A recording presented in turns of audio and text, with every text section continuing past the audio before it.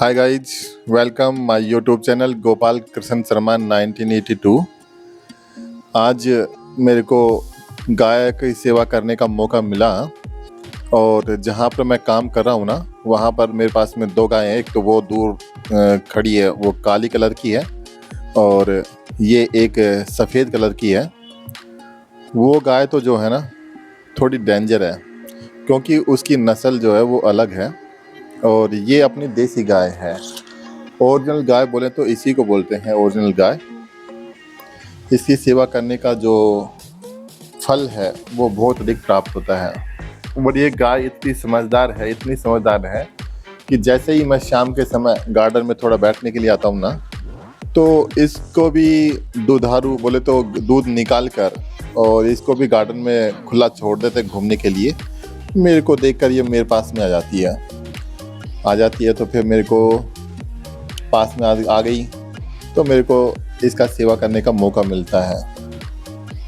मैं कपड़े से या फिर हाथ से बहुत इसके शरीर को ऐसे सहलाता हूँ।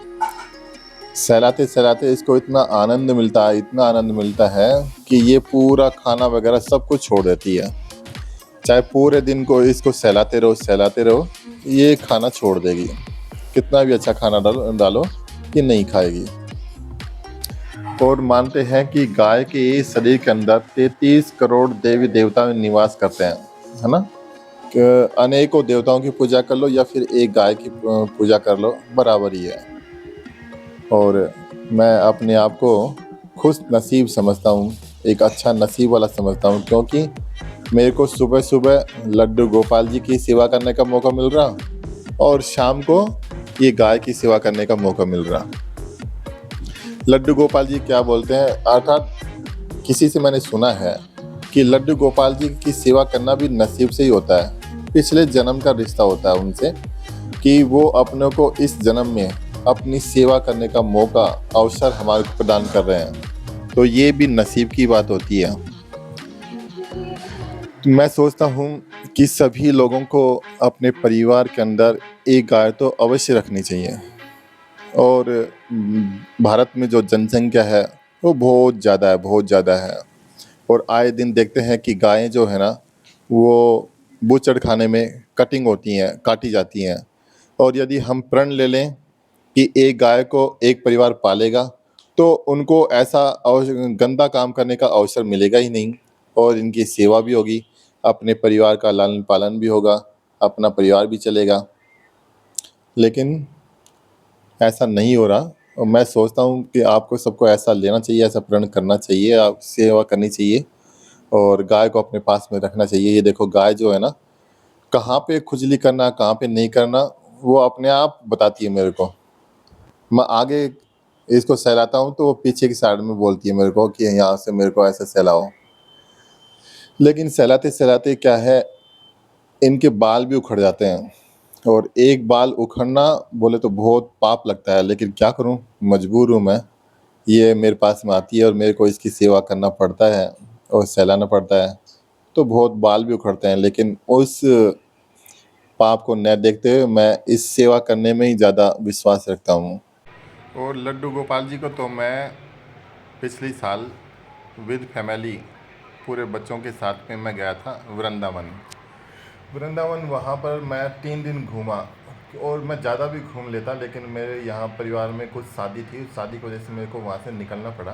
3 दिन घूमा, और घूमने के वृंदावन की धरती पर जैसे ही पैर रखते हैं ना, पूरा मन परिवर्तित हो जाता, पूरा मन बदल जाता है। ऐसा लगता है कि बस हमेशा सब कुछ छोड़कर बस वहीं पर रहें, वहीं पर भगवान के दर्शन करें, मंदिरों में जाएं, घूमें, भक्ति करें। सुबह शाम की जो आरती है ना, वो तो बड़ी सुंदर रहती है। सुबह शाम की आरती एक बार देखो, भगवान के पास में जाओ, उसकी आरती एक बार देखो, तो आँखों से आंसू निकलते हैं। वहाँ पर साक्षात भगवान, ऐसा लगता है कि वहाँ पर आ गए हैं, है ना।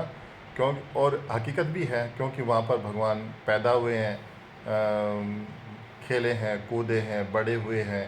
अपनी बाल लीला पूरी जो है ना, वृंदावन, गोकुल, मथुरा, वहाँ पर उन्होंने पूरी अपनी बाल लीला की है। और मैं वहाँ पर गया तो मेरे को भी ऐसा फीलिंग हुआ कि बस अब सब कुछ छोड़कर यहीं पे रह जाऊँ। लेकिन अपन सांसारिक मनुष्य हैं, अपने ऊपर या अपने से बहुत रिश्ते जुड़े हुए हैं, तो उनको भी पालन करना ज़रूरी होता है। और धर्म, कर्म और पूजा पाठ ये भी करना ज़रूरी होता है। और मैंने तो प्रण भी कर लिया कि जैसे ही बच्चे अपने कामयाब हो जाएंगे ना, कामयाब होते ही मैं तो सब कुछ छोड़कर और वृंदावन को चला जाऊंगा। वहीं पर, वहाँ पर आप लाडली राधा रानी के यदि अटारी देखेंगे, मंदिर देखेंगे उसके, तो बिल्कुल वहीं पर रहने का ही मन करेगा। बहुत सुंदर अटारी है, बहुत सुंदर उसका महल है। और वहाँ पर आए दिन शाम को, सुबह इतने लोग वहाँ पर आते हैं, बस पूछो मत। और पूजा करते हैं, नृत्य करते हैं, डांस करते हैं, ढोलक पेटी वगैरह सब बजते हैं। म्यूजिक का होना ज़रूरी नहीं है, वो अपने आप ही ढोलक से पेटी से गाते हैं, बजाते हैं और वहाँ पर अच्छा मन लगता है। अब ये देखो, गाय की सेवा करते करते मेरे पूरे हाथ जो है ना ऐसे काले काले हो गए हैं। कलर तो इसका सफ़ेद है, लेकिन इसमें जो मैल जो छुपा हुआ है ना वो पूरे हाथ पे लग गया। अभी मैं जाऊंगा। इसी के साथ ये मेरा ब्लॉग जो है यहीं पर संपन्न करता हूँ। दूसरे ब्लॉग में मैं आपसे दोबारा मिलूँगा।